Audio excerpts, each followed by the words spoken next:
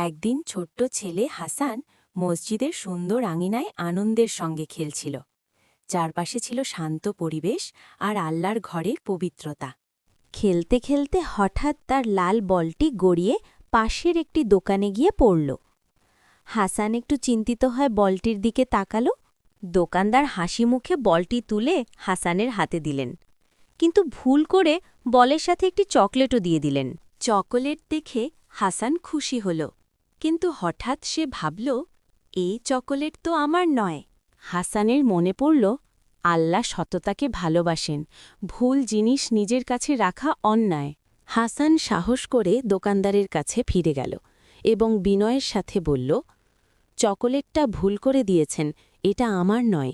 দোকানদার অবাক হয়ে হাসলেন। তিনি বললেন, বাহ, তুমি তো খুব সৎ ছেলে, আল্লাহ তোমাকে অবশ্যই পুরস্কৃত করবেন। দোকানদার আনন্দের সাথে হাসানকে একটি চকলেট উপহার দিলেন। হাসান খুশিতে চকলেটটি নিল। চকোলেট খেতে খেতে হাসান আকাশের দিকে তাকিয়ে বলল, সততার ফল সব সময় মিষ্টি। এই গল্প আমাদের শেখায়, ১. সততা কখনো নষ্ট হয় না। ২. আল্লাহ সৎ মানুষকে অবশ্যই পুরস্কৃত করেন।